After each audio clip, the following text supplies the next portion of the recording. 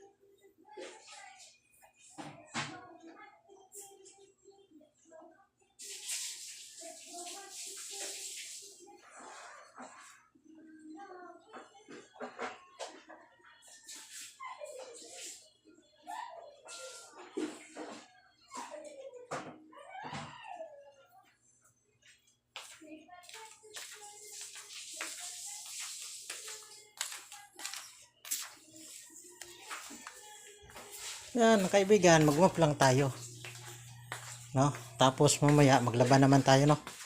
Kasi dami yung labahan natin, no? Tambak na yan, no? Puno na. Yan. Puno na yung ating basket. No, puno na. Laba muna tayo, no? Mga tatay, no? Mga tatay dyan, inom-inom lang, no? Saka na kayo mag-inom-inom dyan, mga tatay, pagka ano na, tapos na ng trabahong bahay, no? Tulungan natin yung misis natin, yung ating asawa, no? Tulungan natin. Kasi yung mga anak natin, nag-aaral yan. Hindi natin maasahan yung mga anak, no? Tayo na mismo, no? Mga tatay, kung wala naman tayong ginagawa, linis muna tayo ng bahay, maglaba. Saka na kayo mag-inom-inom dyan kung tapos na ang linis ng bahay, no? O kaya ibili nyo na lang ng ulam, bigas, kasi napakamahal yung bigas natin ngayon, no? Saka mga ulam, no? Mahal lang bigas natin, hindi naman bumababa yung bigas natin, baba lang konti, no? Mga 3 sentimo, no? 2 pesos, 3 pesos lang binaba, yun lang, no? Wala, ganun talaga yun, pataas pataas. At lalo pang maghihirap yung bansa natin, ano. Lalo pang maghihirap, nakagulo na yung gobyerno natin. Yan. Tapos iwanan pa tayo ng gobyerno natin, tatakas yan, ibang puntang ibang bansa, kasama kanyang pamilya, mga mayaman. Mga mayaman tatakas yan pagka nakagulo ng Pilipinas, no. Pag nag people power na, pagka na martial law na. Tapos yung bansa natin, kasi wala ng pera, ibibenta na sa ibang bansa, no. Yung may kakayanan na bumili na ibang bansa. Tayo na mga mahirap, alipin na tayo dito. Alipin na tayo ng taga ibang bansa kasi nabinta na yung bansa natin, eh. Yun lang. Maraming salamat mga tagapag panood sa walang kwentang video.